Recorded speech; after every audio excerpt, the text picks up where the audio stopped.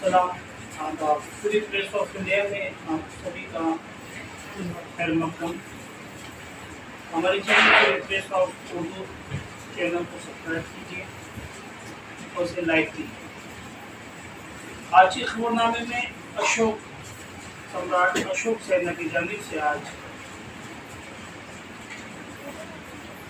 किसानों की हिमायत तादाद के अंदर सम्राट अशोक सेना के कार्यकर्ता और राष्ट्रीय अध्यक्ष आकाश दादा सिरसा के नेतृत्व में आज कलेक्टर, जिलाधिकारी, वन विभाग अधिकारी को एक निवेदन दिया गया, जिसमें कहा गया है कि वन विभाग के जितने भी जंगली जानवर है वो खेतों के नुकसान पहुँचा रहे हैं, क्षेत्रीय जो नुकसान हो रहा है उसकी भरपाई के लिए आज आकाश दादा सिरसा के नेतृत्व में यह अभावी मोर्चा आंदोलन किया गया। देखिए प्रेस ऑफ इंडिया की उर्दू की खास रिपोर्ट। मैं सभी से अपना जिला से आम्ही सर्व वन विभाग अधिकारी कार्यालय येथे निवेदन देण्यासाठी उपस्थित झालो।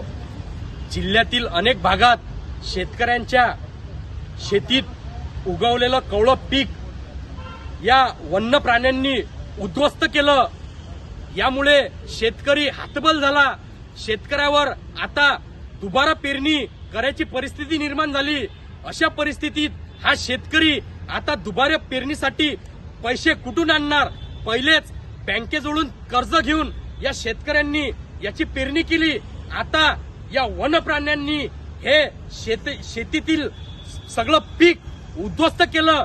हाताशी आलेलं कवळं पीक, शेतकऱ्यांच्या शेतीतलं पीक या हरणांनी, रोहींनी आणि वानरांनी, जंगली डुकरांनी उद्ध्वस्त केलं।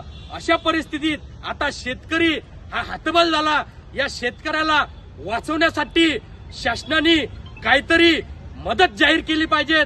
या मागणीसाठी आज आम्ही वन विभागाला निवेदन दिलं आणि तात्काळ ज्या शेतकऱ्यांच्या शेतीचं नुकसान झालं त्या शेतकऱ्यांना नुकसान भरपाई मिळाली पाहिजे।